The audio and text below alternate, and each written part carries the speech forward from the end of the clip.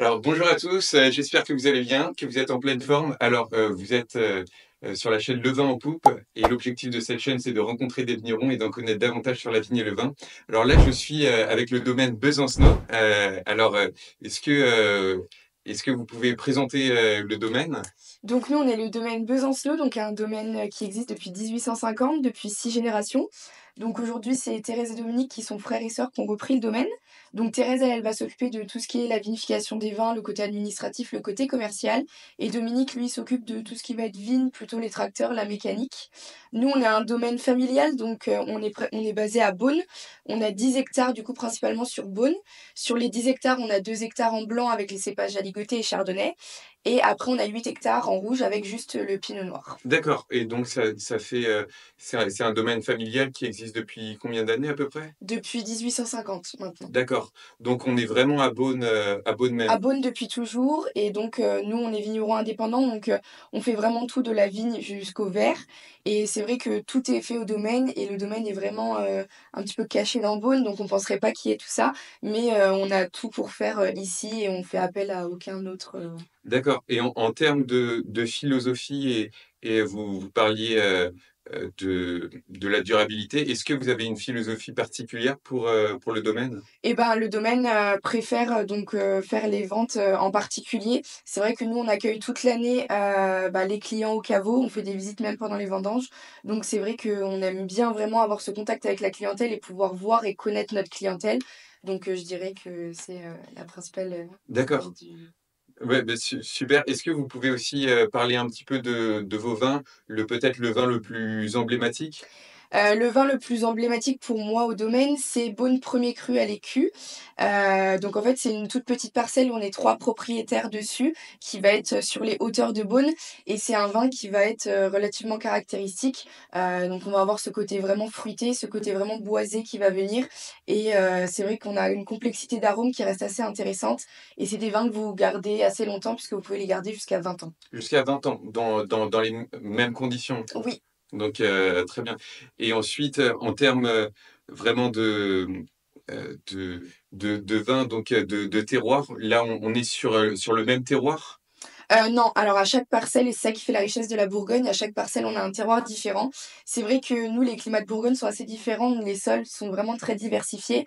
Donc notre Beaune 1er cru à l'écu, c'est vraiment le vin qui va avoir, le plus de caractéristiques, qui va être vraiment, le plus expressif parmi tous nos vins. D'accord, et une dernière chose, quel conseil est-ce que vous pouvez donner à quelqu'un qui voudrait, déguster, le vin?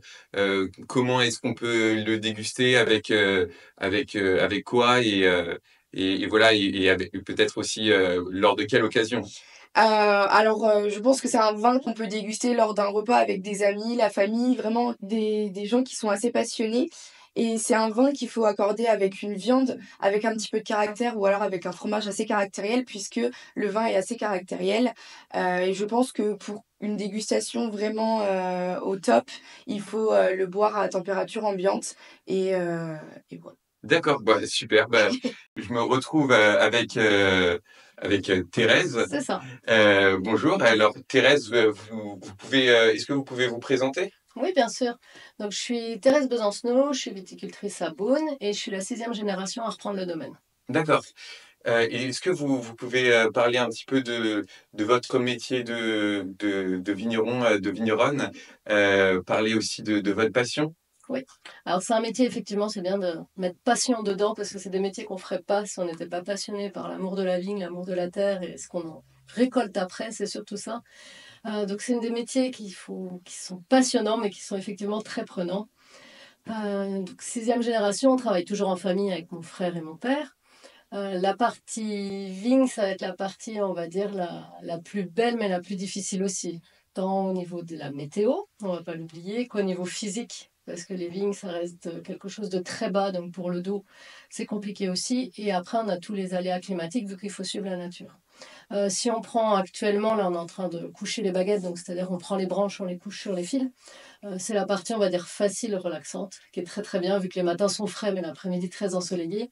Et après, nous, on va suivre la pousse de la vigne. Donc, plus l'année est précoce, plus ça pousse vite, plus il faut courir après. Voilà. Quand on dit on court après la vigne, c'est ça. Vraiment. Et après, ce qui est beau, c'est toute la période, moi, à partir de mai, c'est la période que j'adore. Parce qu'effectivement, on voit le raisin qui est en train de se former, le raisin qui est en train de grossir, pousser, et on voit tous les bébés qu'on est en train de faire qui vont devenir nos vins. Moi, j'adore. Ah oui. Et du coup, là, un peu votre saison préférée Saison, moi, c'est mai-juin. Mai-juin, quand ça pousse vraiment, en quand fait. ça pousse? Mai-juin, quand ça pousse, on voit vraiment d'un morceau de bois, on arrive, franchement, c'est beau, quoi. Alors, je peux pas comparer, parce que mes enfants vont m'en vouloir, mais c'est un peu comme une grossesse et l'accouchement. C'est vraiment, on a cette formation du petit bourgeon qui devient naturellement un raisin et un fruit. Et on le voit vraiment physiquement devant nos yeux, en fait. De jour en jour, on le voit grandir, on le voit grossir, et c'est beau. Oui, c'est vraiment de l'artisanat, Ouais, un peu l'artisanat du terroir. c'est ça. Et donc, vous avez aussi toute la partie donc, production Ouais. et vinification. Et Ça, voilà, ça c'est l'aboutissement. C'est pour ça que j'adore la période de mai, parce que je vois le fruit qui arrive, je vois le fruit avec lequel je vais travailler, on le goûte forcément. Et la partie vinification, alors ça c'est ma première vinification. Après, je suis jamais repartie du domaine. C'est vraiment la plus belle partie aussi. Alors, on va pas dire moins stressante, c'est pas vrai. Mais dans tous les cas, je respecte le produit. C'est-à-dire que moi, de ma matière première, je vais essayer de rien ajouter. Donc, dans tous les cas, c'est ma matière première qui joue. Et non, c'est beau, d'un fruit, on obtient des vins qui, la finesse, tout. Et puis c'est surtout intéressant chez nous, vu que sur les 10 hectares, on a 12 appellations. On voit vraiment la différence du même raisin physique, qui donnera pas du tout les mêmes arômes, les mêmes goûts, et qui se comportera pas pareil à la vinification ni à l'élevage. et en fonction aussi du terroir. C'est ça, c'est vraiment le terroir qui joue. Alors nous, on a la chance, on a 7 premiers crus de Beaune différents. Ça reste des Beaune premiers crus, mais 7 parcelles, 7 climats qui donnent des vins différents. D'accord. C'est- Est-ce que vous avez des conseils ou des choses à donner à des personnes qui souhaiteraient devenir vignerons ou vigneronnes et, C'est compliqué. C'est compliqué. Il faut déjà tester le métier, entre guillemets. Donc, venir déjà faire une saison entière. Mais quand je dis entière, c'est entière, on va dire, dès la vinification. Pourquoi? Parce que j'aime bien démarrer la vinification, on voit ce qu'on rentre. Et après, on comprend pourquoi on le rentre et comment on le rentre. Comment on rentre ce raisin, comment c'est fait. Quelqu'un qui fait que les vendanges, qui me dit, ah, je sais faire parce que j'ai fait les vendanges, non. C'est la fin, les vendanges. Après, la taille, c'est vraiment la taille. On va décider de ce qu'on va faire, voilà, de ce qu'on va faire de la plante. Et conseil, faut être passionné, il faut aimer. Alors, aimer le vin, c'est une chose, mais ça fait pas tout. Parce qu'aimer le vin, on devient vinificateur, on devient éleveur de vin ou vendeur de vin. Mais faire la terre, il faut vraiment être amoureux de la nature et du terroir. Oui, d'accord. Bon, excellent. Je vous remercie énormément.